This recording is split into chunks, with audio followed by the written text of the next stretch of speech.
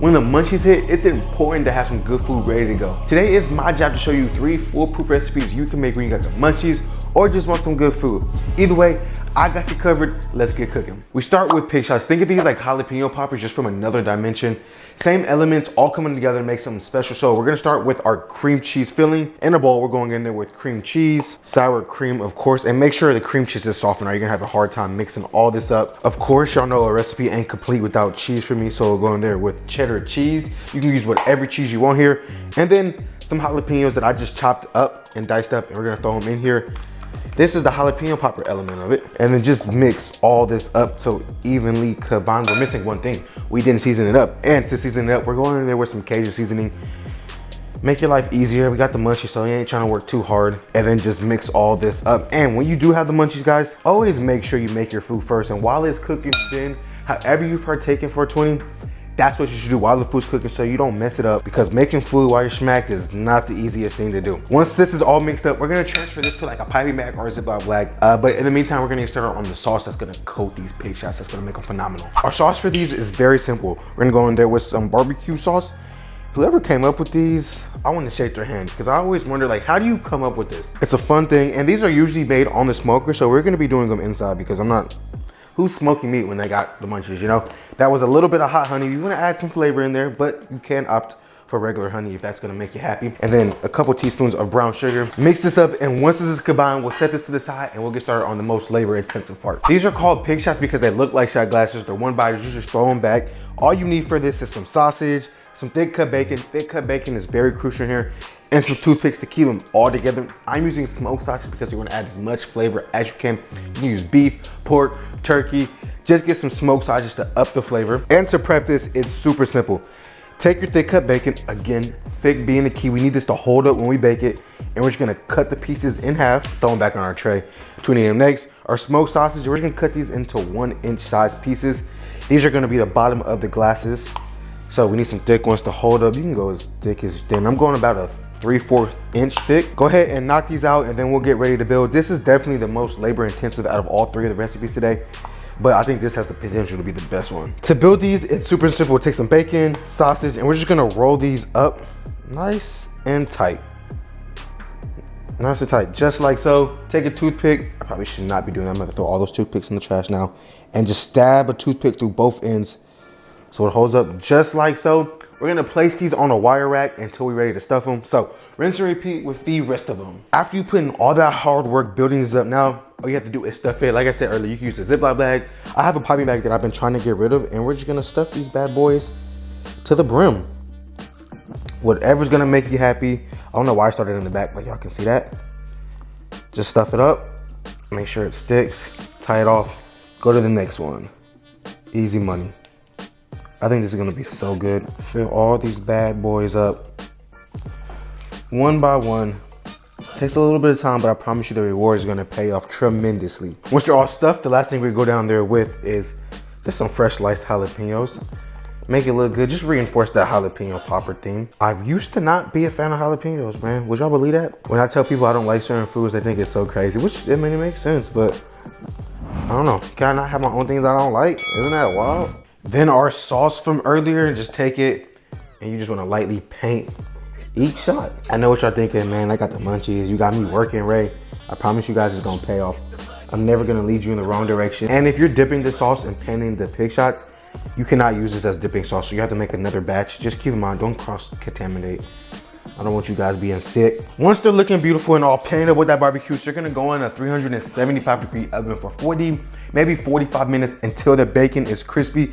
That's when you know to pull it. Now, let's get started on the next thing. Next up is chicken and waffles, an all-time classic.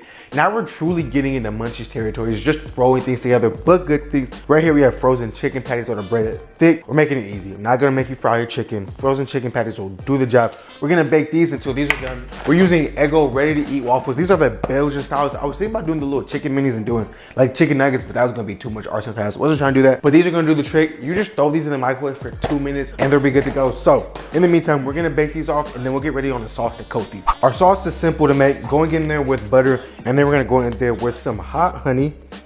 This is just like honey butter, just like Waffle House. I said Waffle House. Whataburger. The last thing is just a couple dashes of hot sauce to bring a little bit of heat. You can just do regular honey too for like that sweetness and if you don't want no heat. But now, just melt this over low heat. You could even throw this in the microwave if you want. While that's baking, we're just chilling now. We gotta wait for everything to come out. It's looking good, smelling good. The crib is smelling amazing.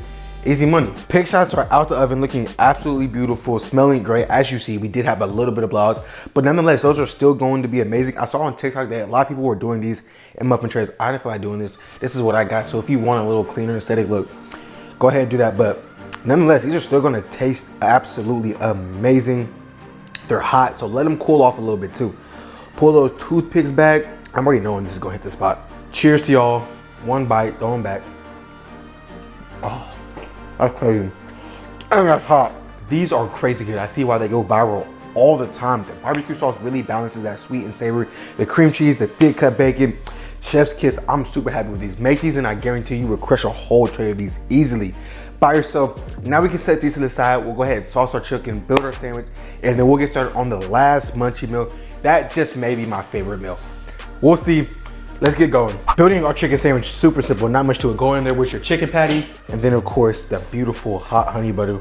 As much or as little as you like, the choice is up to you. Mix this up, toss it around. Then our waffles, out the microwave. Nice and easy.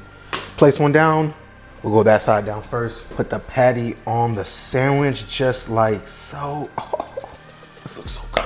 Take that top bun, and crown your king. And just like that, you got chicken and waffles. You can even go over the top with a little bit of more of that honey butter, maple syrup. The possibilities are endless. A little bit of powdered sugar. That sounds good. I said I wanted some powdered sugar, so we gotta do a powdered sugar sprinkle now. I just feel like that's gonna make it all that much better. Big bags unite. Let's go for it. Cheers. My mouth is watering. I know it's gonna be good. Wow. Call me crazy, and I don't know if this is a good or a bad thing, but this tastes exactly like what you would get at a restaurant. I'm super happy with that. The hot honey butter, amazing. The powdered sugar, a little bit of maple syrup on top is going to hit the spot every single time. But now let's move on to the last thing. It's really calling my name. I'm ready to get started on that. Last but not least, we're making s'mores, and not in the way you think. This way it's gonna be a lot more fun, a lot more creative, and I think it's gonna be good. So right here we have some cookie dough. I have about 2 cookie dough balls, and I'm just using the pre-portioned store-bought. You ain't gotta go crazy. You can already get the pre-made cookies if you want. And we're gonna combine 2 cookies, and then this is gonna act as obviously like the graham cracker or the topping.